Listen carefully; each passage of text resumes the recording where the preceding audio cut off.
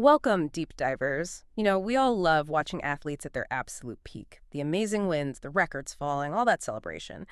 But have you ever really thought about what happens after? When the crowds go home, the lights dim. Because honestly, far too often, these incredibly talented people, they kind of find themselves, well, adrift.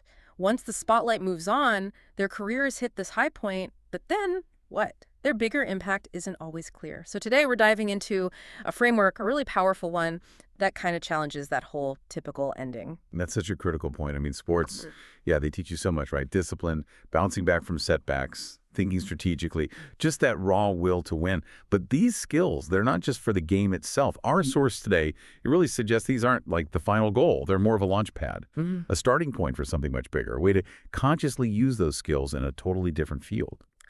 Right. Let's really get into this then. So the heart of our deep dive today comes from this really groundbreaking book, The Power Ladder Athlete. It's by Obsidian Freeman, put out by Facioli Publishing.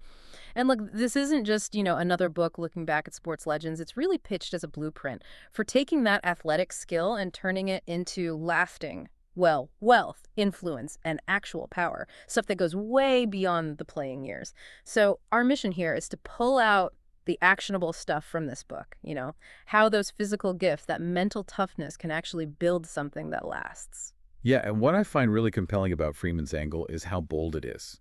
It's basically saying, look, athletes are really anyone who operates with that kind of intense focus. Here's how you build success that outlives your main career, Yeah. long after that final game or race. Mhm. And it uses a real mix of things, history, business strategy, actual examples to show how this isn't just like a nice idea. It's something you need to do to build real impact. It's about being ahead of the curve, not just reacting when your playing days are over. And this is where it gets really interesting, I think. The book kicks off with this core idea, the 10 levels of power.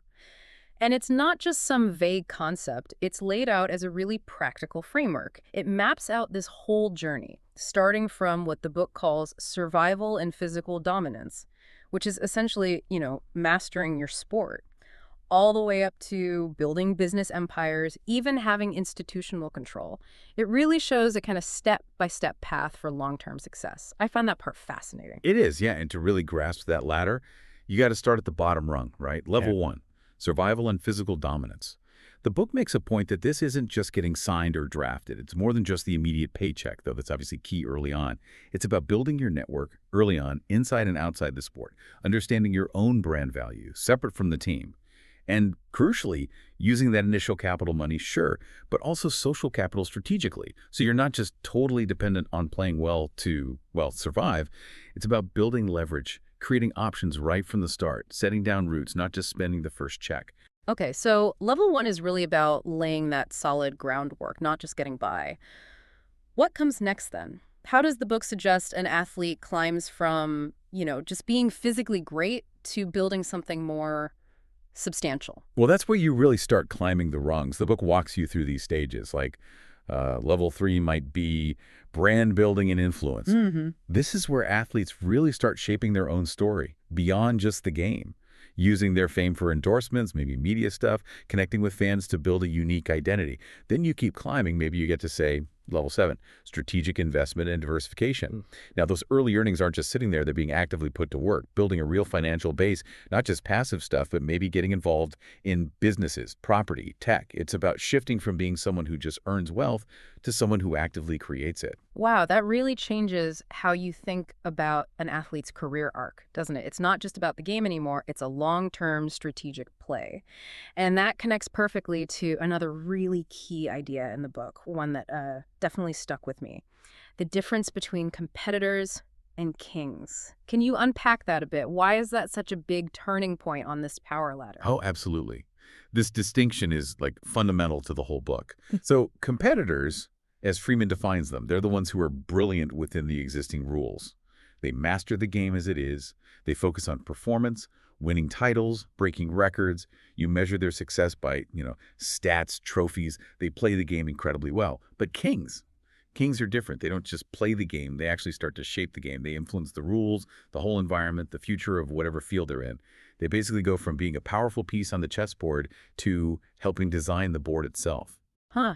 So it's really a mindset shift from being just a participant, however skilled, to being an architect.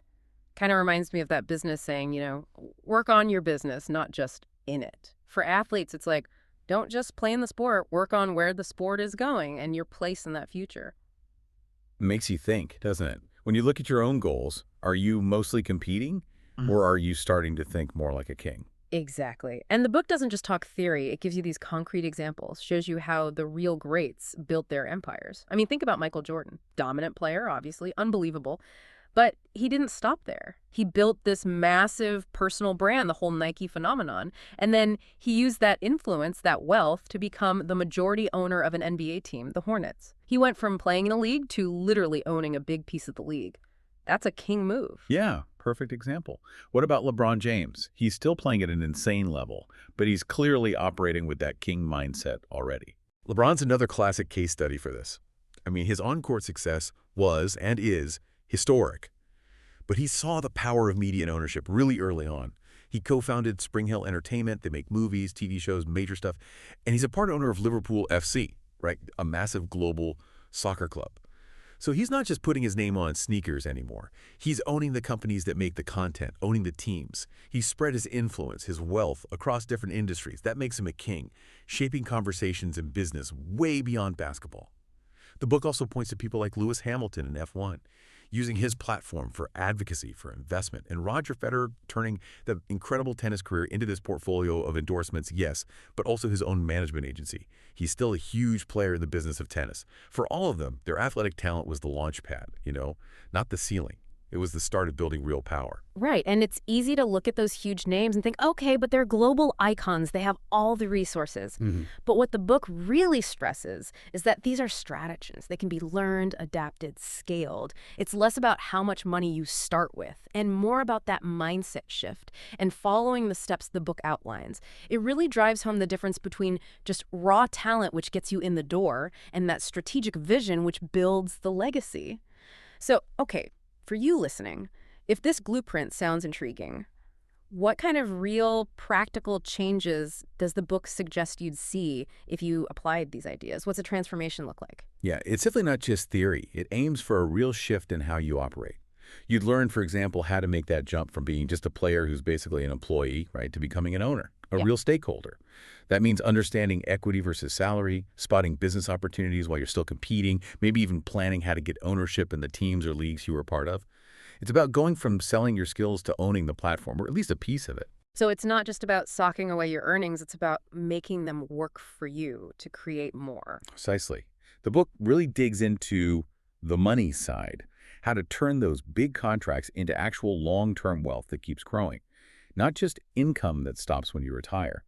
It talks about smart investing, managing wealth, building different income streams that keep going, and maybe most importantly, it talks about building influence that genuinely lasts for generations. This isn't only about charity, though that can be part of it. It's about maybe shaping policy, investing back into communities, starting schools, or even owning media outlets that shape the narrative, making sure your impact is felt long after you stop playing. That core idea is just so powerful. Athletic greatness isn't the finish line. It's the starting block for real business and institutional power. It really does completely reframe how you view an athlete's potential timeline, moves it from something finite to something potentially enduring. And I think that gets to why this book feels so important right now, because we've all seen the stories, haven't we? The documentaries, athletes who earn huge amounts but end up struggling later on. Exactly. That's the problem, the common trap that this book is directly trying to help people avoid. You see it too often. Athletes pour everything into their sport, reach the absolute summit, and then find themselves unprepared financially or just feeling lost, forgotten once the cheering stops, which it always does eventually. This book isn't just giving tips, it's offering a whole proactive strategy, a blueprint to prevent that outcome. It shows how that same intensity, that strategic mind, that dedication you use to win, how you channel that into building real sustainable power off the field. It gives you a different story to aim for instead of those sad post-retirement tales we sometimes hear. Yeah, it really feels like a vital guide for anyone in that world, or honestly, anyone with that kind of intense focus and drive. Yeah. How to turn peak performance into something much bigger, much more lasting. It offers real strategies to go from just competing to actually building power that endures. Again, the book is The Power Ladder Athlete by Obsidian A. Freeman. It lays out this unique blueprint, and you can find it via Facioli Publishing. So, If we just kind of wrap up the main takeaway from this deep dive, it's really this powerful idea that all the discipline, the strategic thinking, the competitive fire you hone in sports, that can be deliberately used for something else. It's about seeing those skills not just as tools for the game, but as tools to build lasting legacies. Legacies of wealth, sure, but also influence, real power, long after the athletic career is over. It's sort of redefining what winning ultimately means. Yeah. Moving beyond just the temporary victories to creating permanent impact. Absolutely. And that kind of leaves us with a final thought for you to consider. If the truly great athletes figure out how to stop just playing in the game and start playing the game itself, using their strengths to shape their world, not just compete in it, well, what area in your own life might be an underestimated launch pad? Where are you maybe just competing right now? Where could you potentially start thinking about shaping the rules, shaping the environment, shaping the future of whatever it is you do? Definitely something to mull over. We'll catch you on the next deep dive.